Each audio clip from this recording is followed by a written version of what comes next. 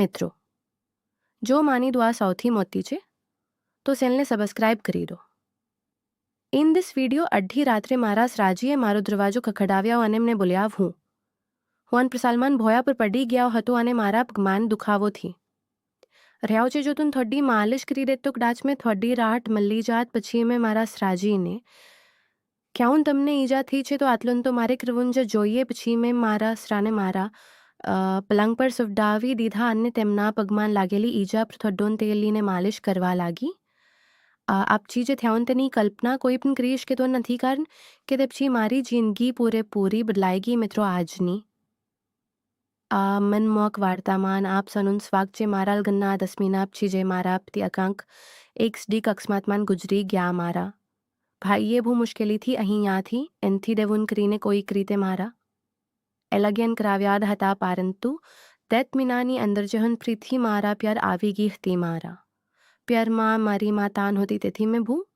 દુર લાગતો હતો કે જો ભાભી કી ખેશે તો હું કોના પાલમાન મારો અન્મો છુપાવીશ. મારા માતા પિતા નહોતા, તેથી ડર જો પેન વધારે હતો. પછી અસાંક એક દિવસ મારા સરા અમારા ઘરે આવ્યા અને તેમને મારા ભાઈને કહ્યું કે તેઓ અમને ફ્રીથી પોતાના ઘરે લઈ જવા માંગે છે. મારી ભાભીએ તરત જ પાડી દીધી, પરંતુ મારા ભૈયાએ કહ્યું હવે મારો દીકરો રહ્યાઉનથી તો તમે મારી બહેને કેમ લઈ જવા માંગો છો. આના પ્યાર મારી ભાભીએ ભૈયા સાથે દલીલ કરવાનું શરૂ કરી દીધું અને કહ્યું આમાન આતલન વિકારવાની શું વાત છે. તેવું કહી રહ્યા છે કે તેઓ તેને લઈ જવા માંગે છે તો તેમને લઈ જવા દો. તેમના ઘરની વહુ છે, દીકરાનું મોત થઈ ગયા તો શું થયા તે પોતાના સાસરે જઈશ કે છે ભાભીના ઝઘડા. પછી ભાઈએ કની પણ પહોંચ્યા વગર ખ્યાઉન જો મારી બહેન ત્યાં ખુશ રહેશે તો એક ભાઈ હોવાના નાતે એમને ખુશી શેઠ મેં તેને લઈ જાવ. પછી મારા સરાય એમને ખ્યાઉન કાલ કપડા મેં મારી ભાભીના તમામ અત્યાચારો શું કરતા મારા સરાના ઘરે જવાનો નિર્ણય કર્યો. ત્યાં પહોંચ્યા પછી હું અમારા રૂમમાં કપડા બદલી રહી હતી ત્યારે જ મારા સરાજી આવ્યા અને બોલ્યા હું એક કપ ચા બનાવીને પીવડાવી દે. હું જલ્દીથી રસોડામાં જીને ચા બનાવી કા પીતા તેમને ખ્યાઉન ભૂતને ખબર છે આ ઘરમાં હું બિલકુલ એકલો છું. મારો દીકરો એકમાત્ર સંતાન હતો અને તારી સાસુ પણ ગુજરી ગઈ છે, તેથી હું તને અહીં લઈને આવ્યો છું જેથી મને લાગે કે હું અહીં એકલોનથી. મેં ખ્યાઉન પિતાજી આપ બિલકુલ ચિંતા કરો, હું તો તમારે દીકરી જેવી છું અને હંમેશા મારી સાથે રીશ. પછી મારા સરા બોલ્યા અમને ખબર છે કે તું એમ મારી સાથે રીશ, કારણ કે તારી ભાભીને પ્યારમાં એને ક્યારે અશાંતિથી નહીં રહેવા દે. આ રીતે કેટલાક દિવસો વીતી ગયા. કાર્મિના પછી એક રાત્રે હું મારા રૂમમાં સૂતી હતી ત્યારે જે મોડી રાત્રે કોઈકે મારા દરવાજાને ખખડાવ્યા. અમને એને સમજાઈ ગયા કે આ મારા સરા જે હશે, કારણ કે આ ઘરમાં મારા અને પિતાજી સિવાય બીજું કોઈ નહોતું. અને અડધી રાત્રે કોણ દરવાજો ખખડાવશે મેં વિચાર્યા કે કદાચ સરાજીને કનીક જોઈ તો હશે, તેથી દરવાજો ખોલ્યો. દરવાજો ખોલતા જે મારા સરાએ એમને પકડી લીધી અને બોલ્યા હું આન પ્રસાલમાં ભોયા પર પડી ગયો હતો. લાગે છે મારા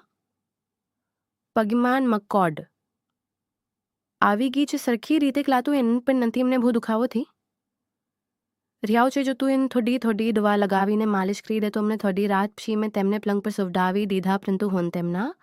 રૂમમાંથી દવા લાવવાનું ભૂલી ગઈ. તેમના આપની માલિશ કરતાં અહીં વિચારવા લાગી કે મારા આપની નાની ઉંમરમાં જ મારી સાથે લગ્ન થઈ ગયા અને તેમ છતાં આટલી જલ્દી તેઓ મારો સાથ છોડીને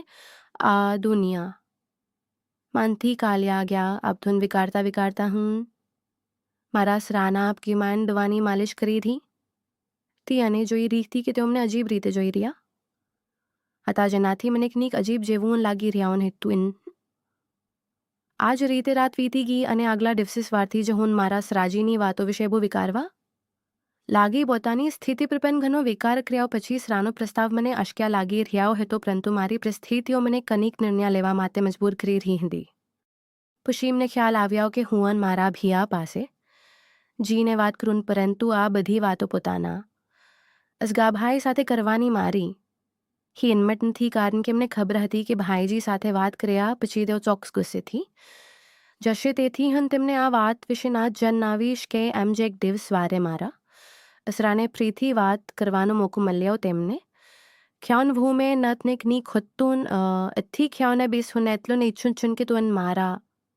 જીવમાન ખુશખુશી લાવ હું એકલોનથી રી શકતો તારી સાથે જ અમારી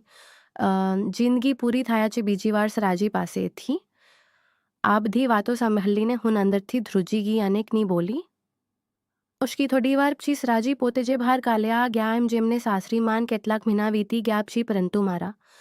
સરાય મારા પ્રત્યે જે લાગણીઓ જાહેર કરી હતી તેમને મારા જીવને એક નવી દિશામાં મોડી દીધું તેમના શબ્દોએ મને અંદર સુધી ધંધોતી દીધી હતી જ્યારે પણ હું સુવા જતી તો તેમની વાતો મને વિકારવા માતે મજબૂર કરવા લાગતી તેઓ કહેતા હતા કે મારી સાથે રહેવાથી તેમને પોતાના એકલતાનો અહેસાસ નથી તો આને તેઓ ઈચ્છતા હતા કે અમે બંને એક નવી જિંદગીની શરૂઆત કરીએ તે રાતની વાતચીત પછી હું પોતાને ભૂમોતી આસમન પામી અને મારા મનમાં કેટલાય સવાલો ઉઠી રહ્યા હતા કે શું આ સાચું છે શું આ સમજના ન્યામોનીની વિરુદ્ધ નીન જાય પરંતુ ક્યાંક મારા દિલમાં આ વાત પણ હતી કે ડાચ મારા સરા સાથે જ એકલતા સામે ઝૂમી રહ્યા છે મેં બહુ વિકસાર કર્યા પછી તેમની સાથે વાત કરવાનો નિર્ણય કર્યાઓ એક રાત્રે જ્યારે સરાજી સૂઈ ગયા હતા ત્યારે હું તેમના રૂમનો દરવાજો ખખડાવવા ગઈ તેમને દરવાજો ખોલ્યાઓ અને એમને જોઈને થોડા હેરાન થયા હું અંદર ગઈ અને બોલી સરાજી હું તમારી સાથે કંઈક જરૂરી વાત કરવા માગું છું તેમને બેસવાનો ઈશારો કર્યાઓ આને જી અનભીરતાથી બોલ્યા શું થયામ હોતું આટલી મોડી રાત્રે કેમ આવી છે હું તાનારે થોડી યમત ભેગી કરતા બોલી સરાજી મેં તમારા પ્રસ્તાવ વિશે બહુ વિકાર્યા સમજ ઊંચે હું સમજુ ચુનકેટ મેં એકલતા સામે ઝૂમી રહ્યા છો આને એક સાથીની જરૂરિયાત અનુભવી રહ્યા છો પરંતુ આ સેનબિનરને સમાજના લોકો સ્વીકારશે નહીં તે રાત પછી મેં મારા દિલની હલચલને શાંત કરવાની કોશિશ કરી મેં સમજી લીધું તો કે સરાજીનો ઈરાદો બી હેંચીલે પોતાની એકલતામાં અંથી છુટકારો મેળવાનો હેન તો પરંતુ આ રસ્તા પ્યાર ચાલવું અમારા બિયનને માતે ખોતું હોત મારા જીવની દિશા નક્કી કરવાની હતી અને મેં નક્કી કરી લીધું અને કે હવે હું મારી જિંદગીને બાગદોર જાતે સંભાળીશ આગલી સવારે મેં મારા ભાઈને ફોન કર્યાઓ અને તેમને મળવાની ઈચ્છા વ્યક્ત કરી હું જાણતી હતી કે મારી સ્થિતિ વિશે તેમની સાથે વાત કરવી પડશે પછી ભલે આ કેટલું એન જે મુશ્કેલ કેમન હોયા ભાઈ એમને મળવા બોલાવી અને હું તેમને મળવા માટે તૈયાર થી ગી જ્યારે હું પિયર ફોન છી તો ભાઈ મારા ચિરાની મૂંઝવણને સમજી ગયા મેં તેમને બધું જણાવ્યા સરાજીની વાતો તેમની લાગણીઓ અને મારા મનનો બોજ ભાઈજીએ મારી વાત ધ્યાનથી સાંભળી અને એક ઊંડો શ્વાસ લેતા